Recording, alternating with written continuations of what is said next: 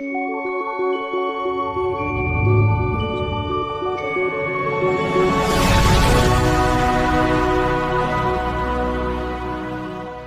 बंधुरा welcome to my channel Mishtu मम चैनलটিতে সবাইকে স্বাগত।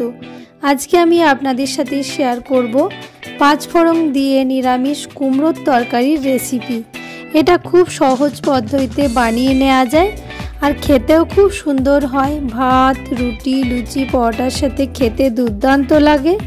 তো চলুন বন্ধুরা ঝটপট দেখে নেওয়া যাক এটা আমি এখন কিভাবে বানাবো।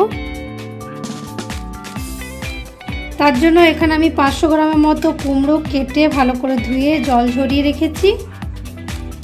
আর এখানে একটা বড় সাইজে আলু কেটে রেখেছি। আর এখানে একটু ছোলা ভেজানো নিয়েছি 1 মুঠো মতো। এখানে একটা আমি ভাজা মশলা বানিয়ে রেখেছি, জিরে, একটু 5 ফোড়ন আর শুকনো লঙ্কা, তেজপাতা দিয়ে এখানে একটা আমি ভাজা মশলা বানিয়ে রেখেছি, জিরে, একটু 5 ফোড়ন, একটু শুকনো লঙ্কা আর তেজপাতা একটু শুকনো কড়াইয়ে ভেজে এটা আমি মিক্সিতে গুঁড়ো করে রেখেছি। অন্যদিকে গ্যাস দিলে একটা কড়াই বসিয়ে দিলাম।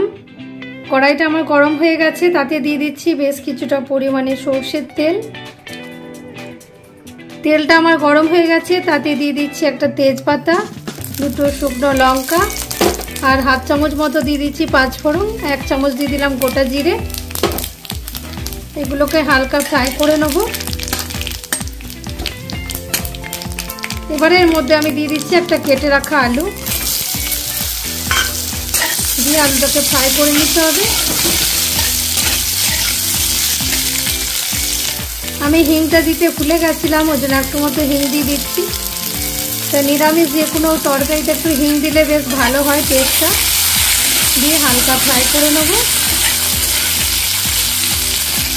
এবারে এর মধ্যে কেটে রাখা কুমড়োগুলো আমি দিয়ে দিচ্ছি।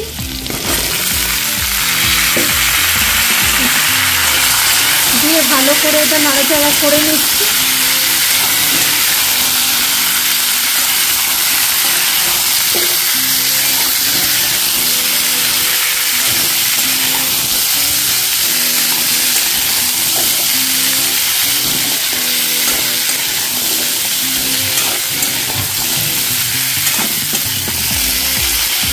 এবারে আমি এর মধ্যে অ্যাড করে দিচ্ছি ভিজিয়ে রাখা ছোলাগুলো।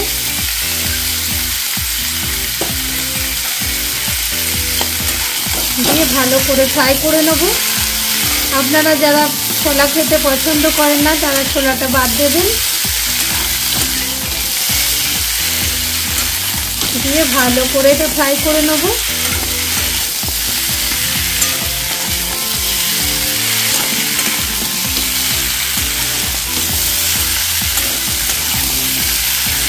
এবারে এর মধ্যে আমি দিয়ে দিচ্ছি স্বাদ অনুযায়ী নুন। দিয়ে ভালো করে আবার এটা ফ্রাই করে নিতে হবে।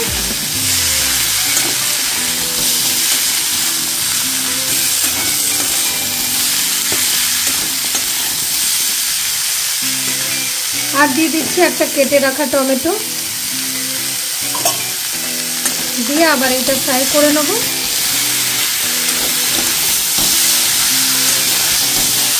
যেহেতু নুন দিয়েছি ওই জন্য টমেটোটা খুব তাড়াতাড়ি গলেও যাবে।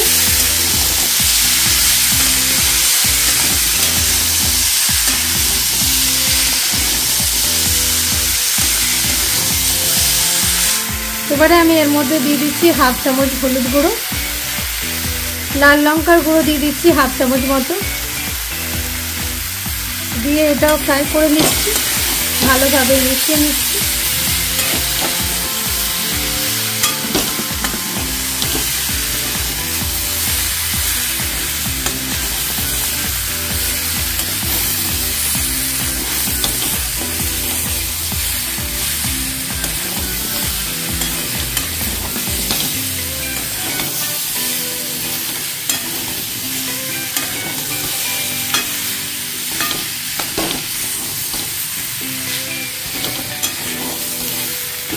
খুব ভালো করে আমার ফ্রাই করা হয়ে গেছে, এটা কষানো হয়ে গেছে। এবারে এর মধ্যে আমি জল দিয়ে দিচ্ছি।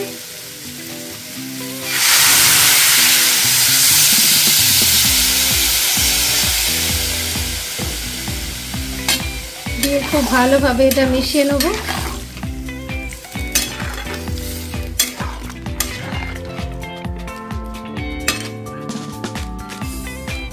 এবারে এর মধ্যে দিয়ে দিচ্ছি যে ভাজা মশলাটা আমি বানিয়ে রেখেছিলাম, জিরে, 5 ফোড়ন আর শুকনো লঙ্কা, ওটা দিয়ে দিলাম। পুরোটা দেবো না, কিছুটা পরিমাণে দিয়ে দিলাম। দিয়ে ভালোভাবে মিশিয়ে নিচ্ছি।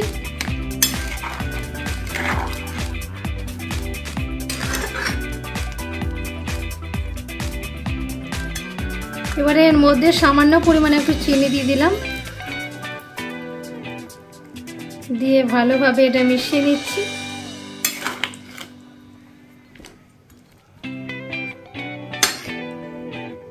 এবারে 10 মিনিটের জন্য এটা ঢাকা দিয়ে আমি হতে দেবো। 10 মিনিট আমার হয়ে গেছে, ঢাকা খুলে দিচ্ছি। একবার নেড়ে নিচ্ছি ঢাকা খুলে। আর ভেজে রাখা কসুরি মেথি ছড়িয়ে দিচ্ছি।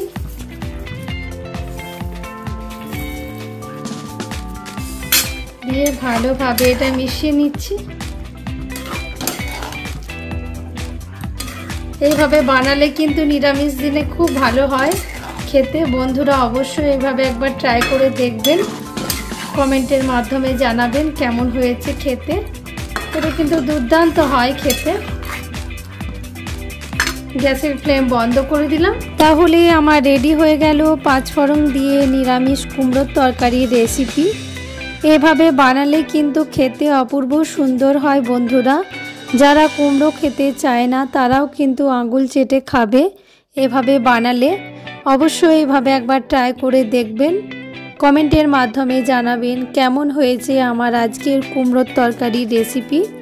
আমার আজকের রেসিপি আপনাদের যদি কোনো অংশে ভালো লেগে থাকে প্লিজ লাইক, কমেন্ট, শেয়ার করে পাশে থাকবেন।